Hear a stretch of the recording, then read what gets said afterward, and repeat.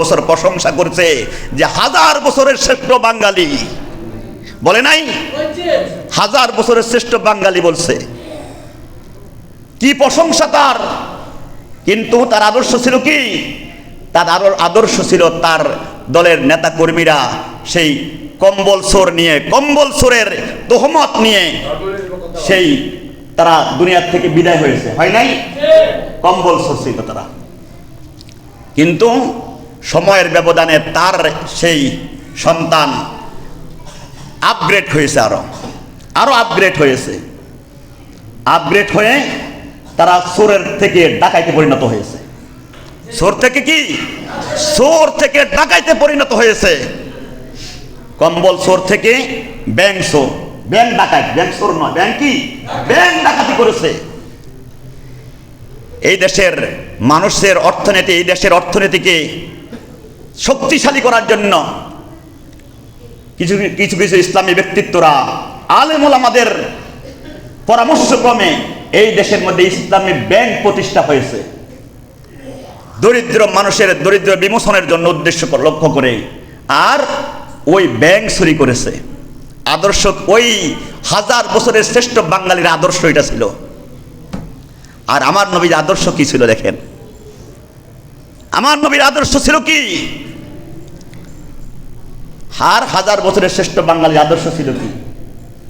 ও নাম বলতে গিয়ে হয় এখনো যারা এত কুকর্ম করার পরেও ওই দলের নেতা কর্মী কেউ যদি পরিচয় দেয় যে আমি অমুক দলের কর্মী, অমুক দলের নেতা, আমি তাদের উদ্দেশ্য বলবো, আপনি একটু আপনার ঈমান নিয়ে একটু চিন্তা করেন, আপনার জন্ম নিয়ে একটু চিন্তা করেন।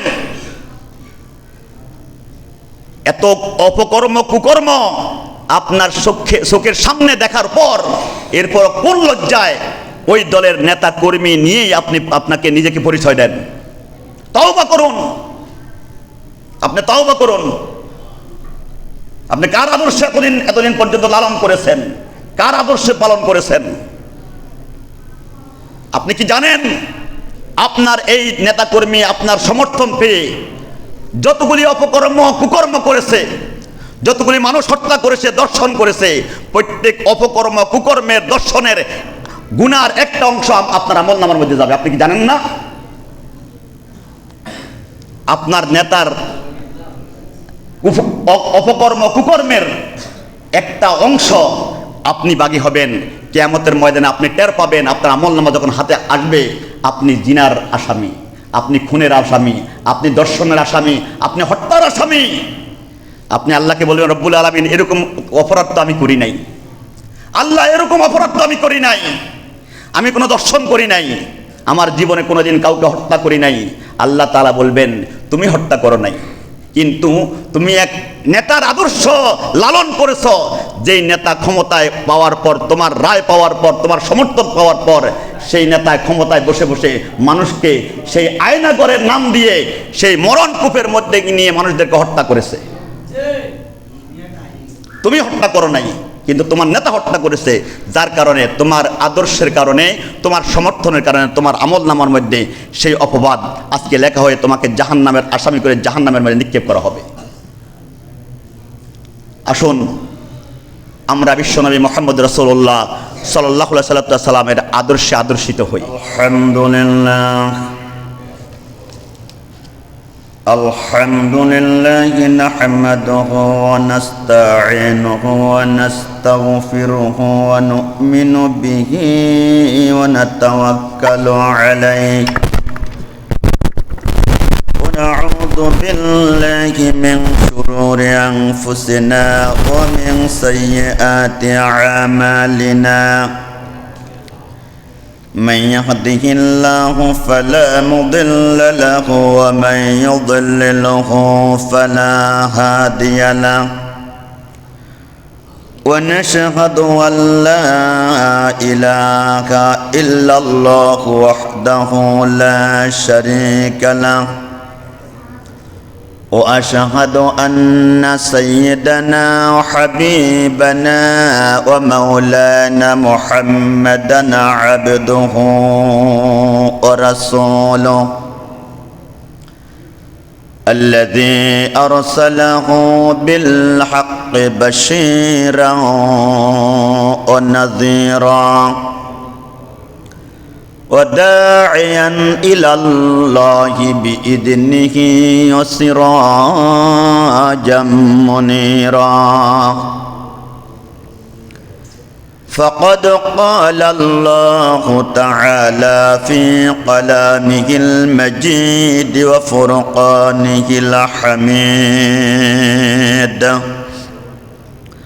أعوذ بالله من الشيطان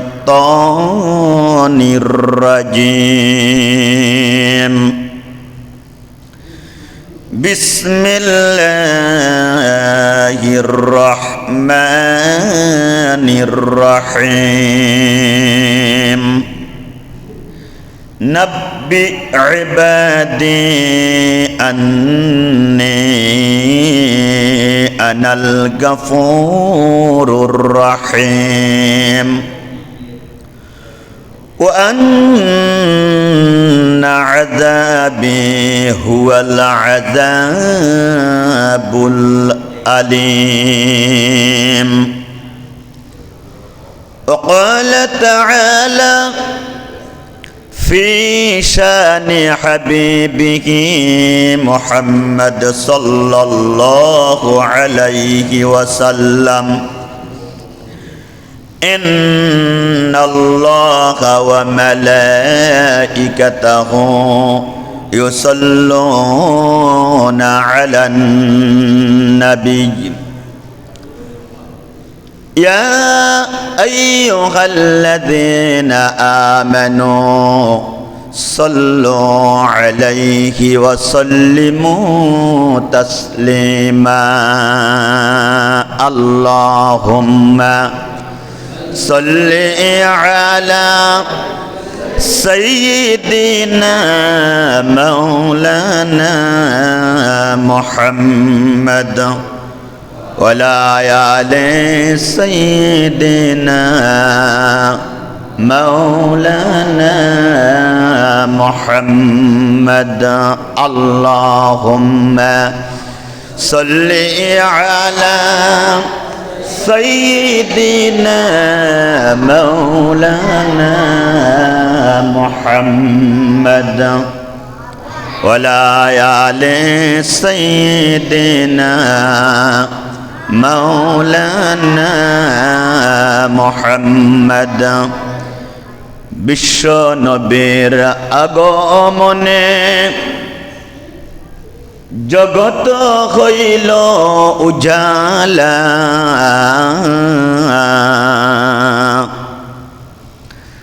তারি নামে দরুদ পড়ে মিঠাও মনের প্রেম জালা আল্লাহুম্মা সাল্লি আলা سيدنا مولانا محمد ولا آل سيدنا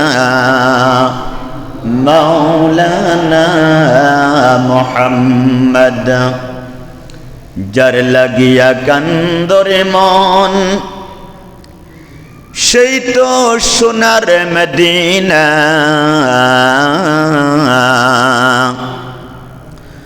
স্বপ্ন যোগে পাইবে দেখা হইলে তাহার দেওয়ানা আল্লাহুম্মা সাল্লি আলা সাইয়্যিদিনা মাওলানা মুহাম্মদ ওয়ালা আলি সাইয়্যিদিনা مولانا محمد بلغ العلا بكماله كشف الدجى بجماله حسنت جميع خصاله صلوا عليه وآله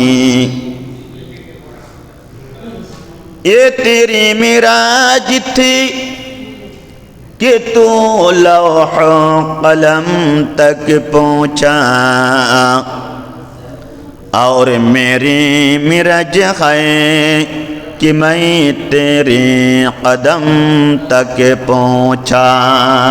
बलगल उला बिकमालिही कशफत तुजा बिजमालिही हसनत जमी खसालिही सल्लु अलैहि वालिही। मुअज्जज मुहतरम सम्मानित उलामाए किराम, उपस्थित सम्मानित मुसल्लियाने किराम, श्रद्धाभाजन मुरब्बियाने एजाम,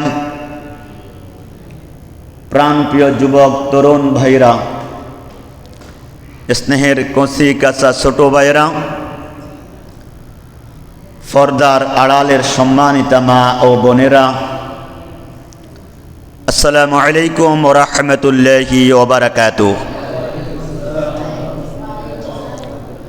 अल्लाह सुब्हानाहु व ताआलार दरबारे असंख्य कोटी शुक्रिया आदाय करছি যে আল্লাহ রব্বুল ইজ্জাত ওয়াল জালাল পবিত্র মাহে রবিউল আউয়াল মাসের দ্বিতীয় জুমআতে অত্র এলাকার অসংখ্য মানুষ থেকে বাছাই করে হায়াত দিয়ে বাঁচিয়ে রেখে মনিবের দেওয়া শ্রেষ্ঠ নিয়ামত সুস্থ শরীর নিয়ে মনিবের মহান হুকুম সালাতুল জুমআ আদায় করার জন্য যথা সময়ের মধ্যে মসজিদে এসে উপস্থিত হওয়ার তৌফিক দান করেছেন, সেই জন্য আল্লাহ সুবহানাহু ওয়া তাআলার দরবারে আমরা সকলেই মহব্বতের সহিত শুকরিয়া আদায় করে নিচ্ছি আলহামদুলিল্লাহ। দুরুদ এবং সালাম প্রেরণ করছি মহান মানবতার মুক্তির দিশারি আকায়ে নামদারে তাজদারে মদিনা সাইয়্যিদুল মুরসালিন খাতামান নবিয়্যিন রাসূল আকরাম সাল্লাল্লাহু আলাইহি সাল্লামের শানে আত্মার মাগফিরাত কামনা করছি। বিশ্বনবী মুহাম্মদ রাসূলুল্লাহ সাল্লাল্লাহু আলাইহি সাল্লামের আদর্শকে দুনিয়ার জমিনে বাস্তবায়ন করতে গিয়ে যুগে যুগে যে সমস্ত মুসলমান তাদের জীবনের সবচাইতে প্রিয় বস্তু জীবনটাকে আল্লাহ পাকের রাহে কোরবান করে দিয়েছেন, আজকের জুমার শুরুতে তাদের সকলের জন্য আল্লাহ পাকের দরবারে শাহাদাতের মর্যাদা কামনা করছি, আমিন। আর তার মাগফিরাত কামনা করছি। মসজিদ প্রতিষ্ঠা হওয়ার পর থেকে এ পর্যন্ত মসজিদের যত মুসল্লি উপস্থিত হয়ে একমাত্র আল্লাহ তাআলাকে সাজদা করে আজকে দুনিয়ার জমিন থেকে চির বিদায় নিয়ে বিভিন্ন জায়গার মধ্যে অসংখ্য মন মাটি বুকি করে অন্ধকার কবরে শুয়ে আছেন, মসজিদ এলাকার যত মুসলমান বান্দা বান্দি দুনিয়ার জমিন থেকে বিদায় নিয়েছেন, আল্লাহ তাআলা সকলের কবরগুলিকে জান্নাতের বাগান বানিয়ে দিন, আমিন। আমরা যারা জীবিত আছি, বিশ্বে যত মুসলমান ঈমান নিয়ে জীবিত আছেন, আল্লাহ তাআলা সকল মুসলমানদের জান মাল ইজ্জতকে হেফাজত করে নিন, আমিন। সম্মানিত মুসল্লিয়ানে কিরাম, পবিত্র মাহে রবিউল আউয়াল মাস দ্বিতীয় জুমআ,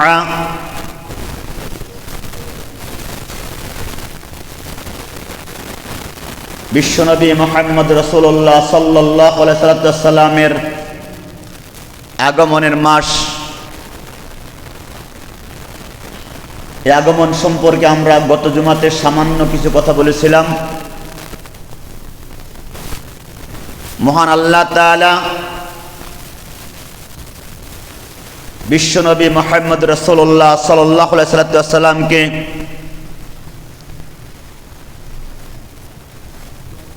পবিত্র মক্কা নগরীতে পাঠিয়েছেন কেন? আল্লাহ তাআলা ইচ্ছা করলে অন্য কোনো দেশে তো পাঠাইতে পারতেন, পারতেন না? কেন পাঠাইছেন মক্কাতে?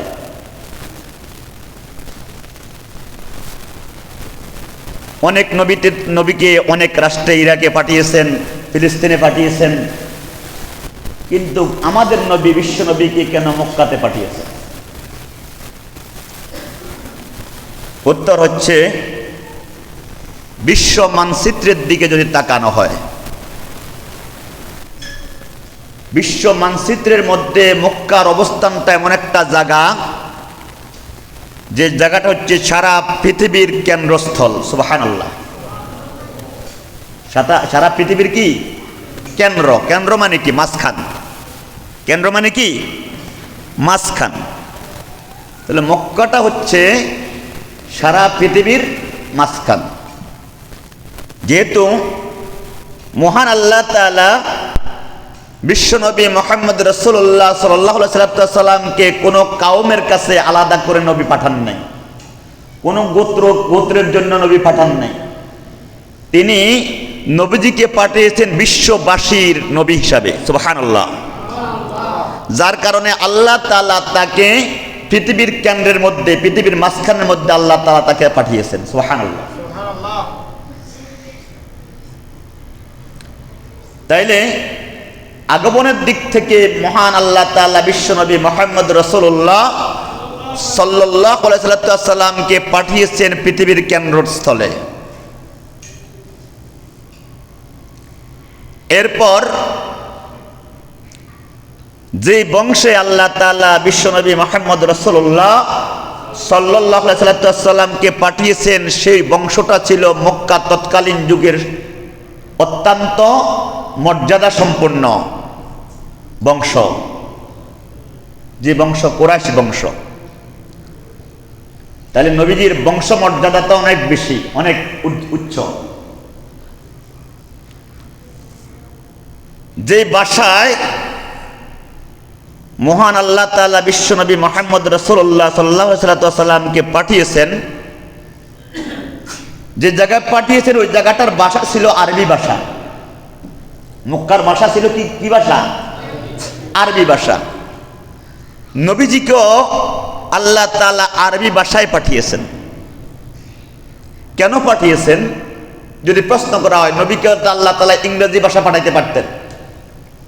আল্লাহ তাআলা অন্য কোনো ভাষায়, পৃথিবীর বুকে অনেক ভাষা আছে, অসংখ্য ভাষা আছে। আল্লাহ তাআলা নবীজিকে আরবি ভাষায় পাঠিয়ে অন্য কোন ভাষায় কেন পাঠান নাই? তার কারণ হচ্ছে, বিশ্বনবী মুহাম্মদ রাসূলুল্লাহ সাল্লাল্লাহু আলাইহি সাল্লাম যখন নবুয়ত প্রাপ্ত হবেন, যখন নবুয়ত আল্লাহ তাআলা তাকে দান করবেন, কিতাব দান করবেন, শ্রেষ্ঠ কিতাব দান করবেন, ওই কিতাবটার ভাষাও হবে আরবি ভাষা। সুবহানাল্লাহ। কিতাবটার ভাষা কি হবে? নবীজি জন্মের সাথে সাথে কি কিতাব দিয়েছেন? জন্মের সাথে সাথে তো আল্লাহ কিতাব দেন নাই। এজন্য আগে ভাষাগত জ্ঞান, নবীজির এই আরবি ভাষার জ্ঞান নবীজি অর্জন করতে হবে, যাতে করে কিতাবটাকে নবীজি কিতাবের মর্যাদা যেন বুঝতে পারে। আরেকটি কারণ হচ্ছে, মহান আল্লাহ তাআলা বিশ্বনবী মুহাম্মদ রাসূলুল্লাহ সাল্লাল্লাহু আলাইহি সাল্লামের উপর যে কিতাবটা নাজিল করবেন, ওই কিতাবটার ভাষা হবে আরবি ভাষা। এই একটা কারণ। আরেকটি কারণ হচ্ছে, দুনিয়ার জীবনের পরে মানুষের চিরস্থায়ী জীবন, একটা জীবন আছে, সেই জীবনটার নাম হচ্ছে আখিরাতের জীবন। কিসের জীবন? আখিরাতের জীবন।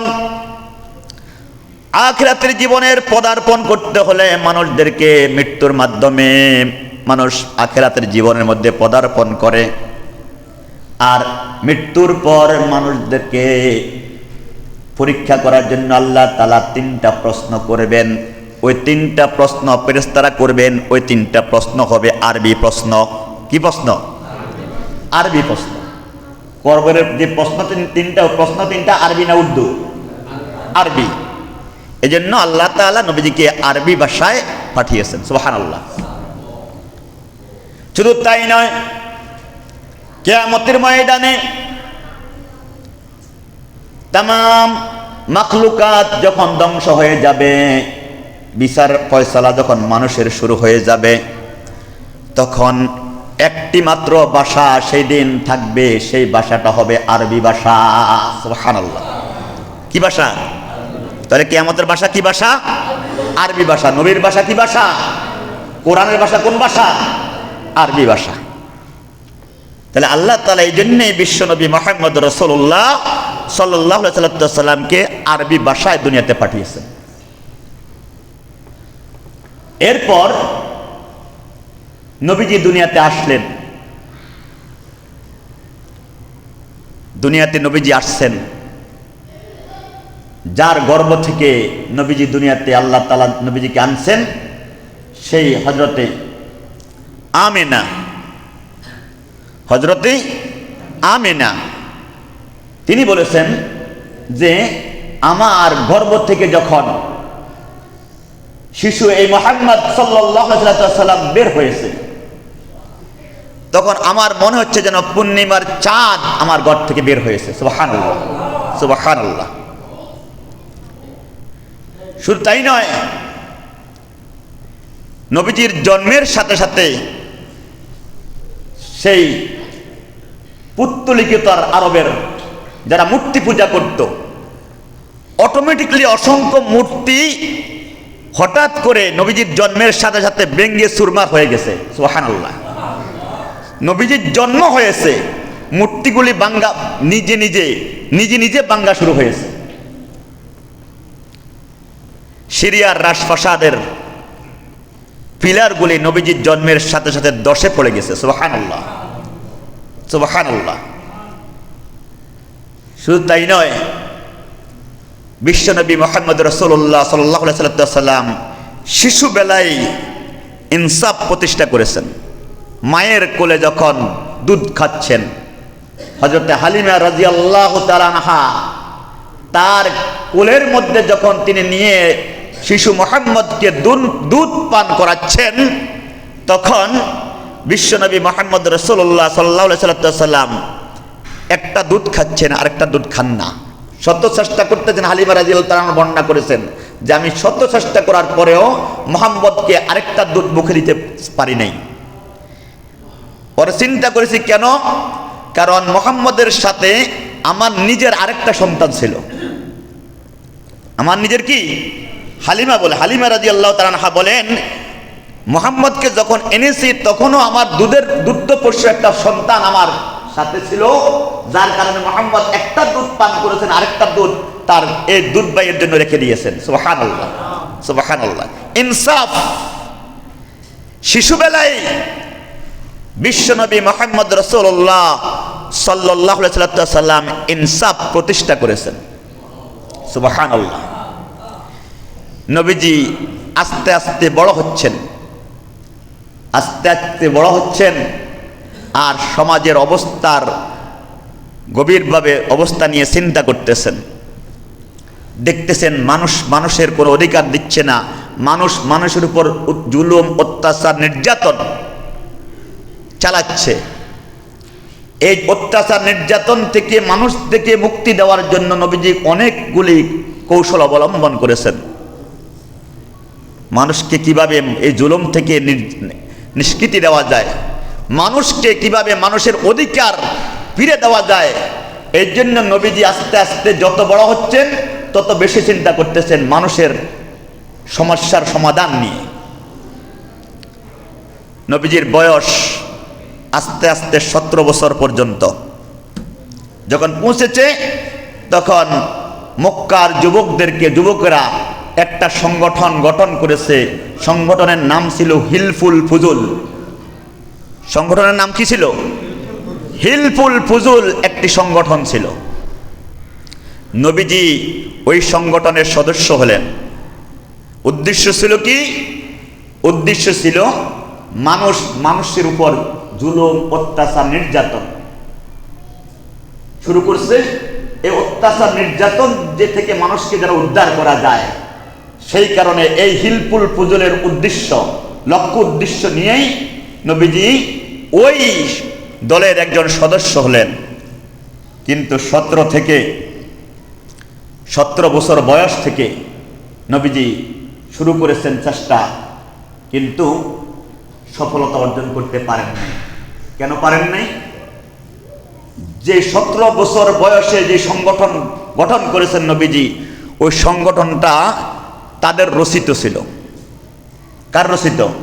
মক্কার যুবকরা সহ বিশ্বনবী মুহাম্মদ রাসূলুল্লাহ সাল্লাল্লাহু আলাইহি সাল্লামের স্বরচিত, আল্লাহ প্রদত্ত নয়, তাদের রচিত। তারা যেভাবে মানুষদেরকে শান্তি দেওয়া যায় তাদের নিজের চিন্তা চেতনা দিয়ে তারা চিন্তা করেছেন, ওই মূল নীতিগুলি ওই হিলফুল ফুজুলের মধ্যে এনেছেন, চেষ্টা করেছেন, কিন্তু সফলতা অর্জন করতে পারেন নাই।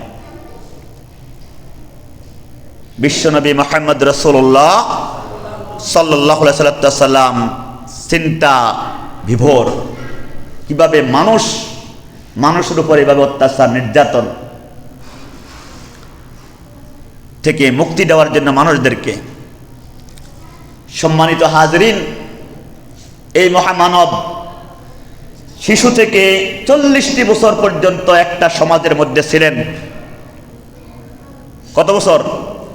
40 বছর। গত জুমায় বলেছিলাম যে নবীজির বয়সটাকে, 63 বছর বয়সটাকে যদি আমরা 3টা ভাগে ভাগ করি, ওই ভাগটা নিয়ে যদি আমরা আলাদাভাবে আলোচনা করি, তাইলে আমরা কিছু জানতে পারবো, কিছু শিখতে পারবো।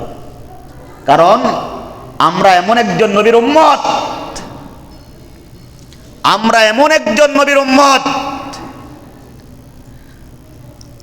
যার কারণে আমরা অহংকার করে বলতে পারি যে কিয়ামত পর্যন্ত আল্লাহ তাআলা সমস্ত নবীদের জন্য জান্নাত হারাম করবেন যতক্ষণ পর্যন্ত বিশ্বনবী মুহাম্মদ রাসূলুল্লাহ সাল্লাল্লাহু আলাইহি সাল্লাম জান্নাতে প্রবেশ না করবেন। সুবহানাল্লাহ।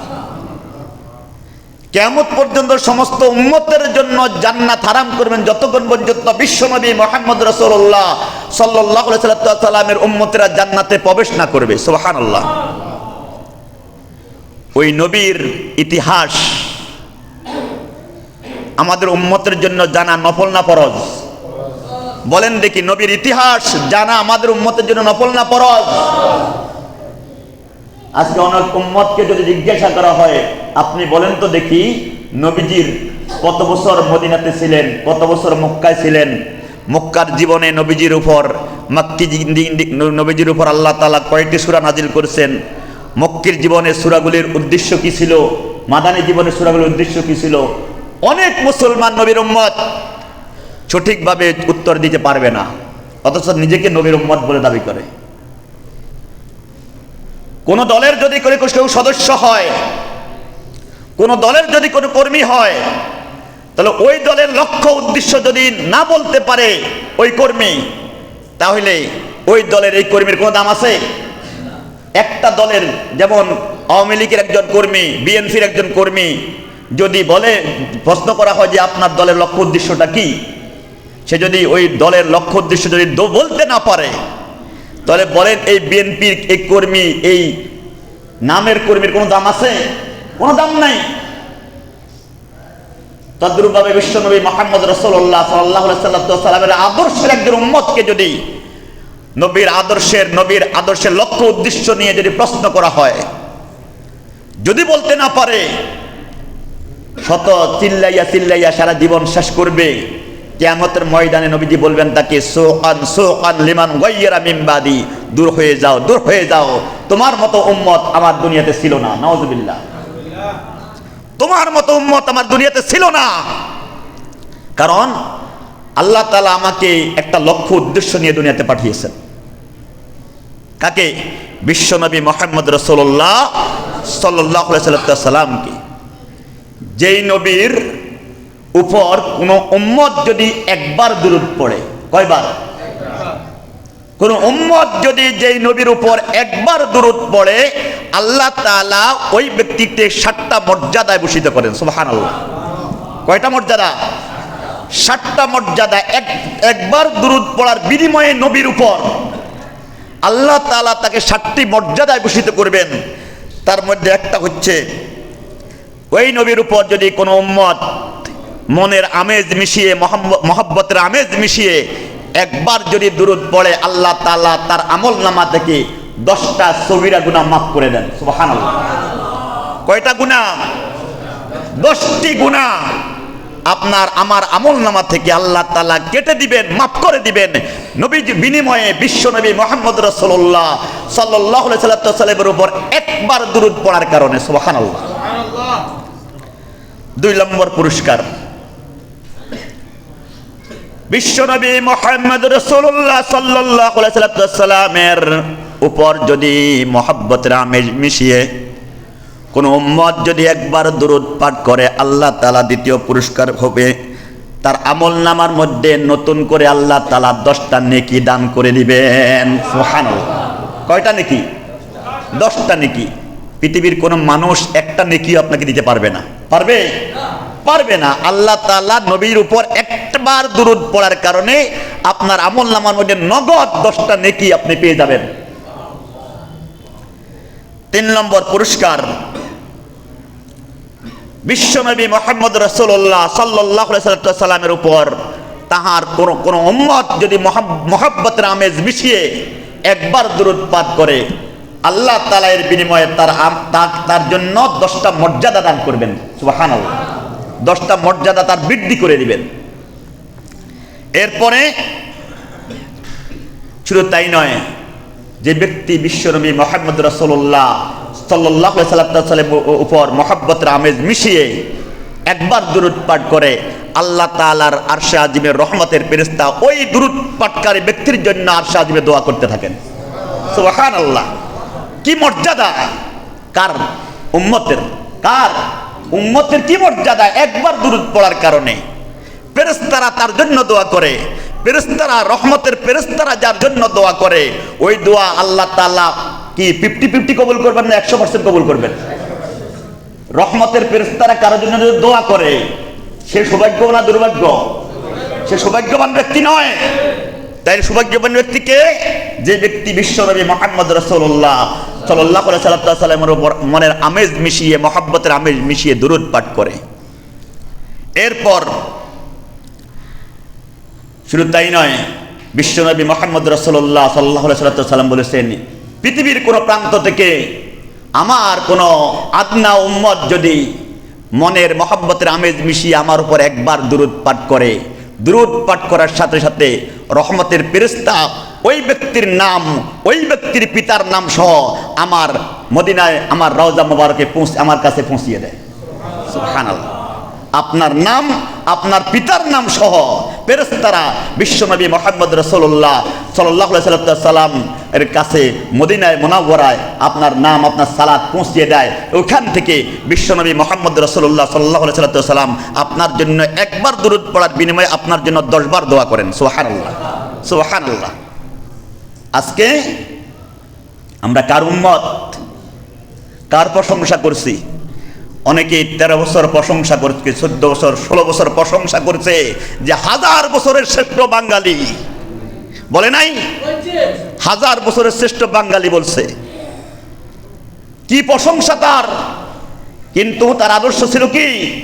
তার আদর্শ ছিল তার দলের নেতা কর্মীরা সেই কম্বল চোর নিয়ে, কম্বল চোরের তোহমত নিয়ে সেই তারা দুনিয়ার থেকে বিদায় হয়েছে। হয় নাই? কম্বল চোর ছিল তারা। কিন্তু সময়ের ব্যবধানে তার সেই সন্তান আপগ্রেড হয়েছে, আরো আপগ্রেড হয়েছে। আপগ্রেড হয়ে তারা চোরের থেকে ডাকাইতে পরিণত হয়েছে। চোর থেকে কি? চোর থেকে ডাকাইতে পরিণত হয়েছে। কম্বল চোর থেকে ব্যাংক চোর, ব্যাংক ডাকাত, ব্যাংক চোর নয়, ব্যাংক কি?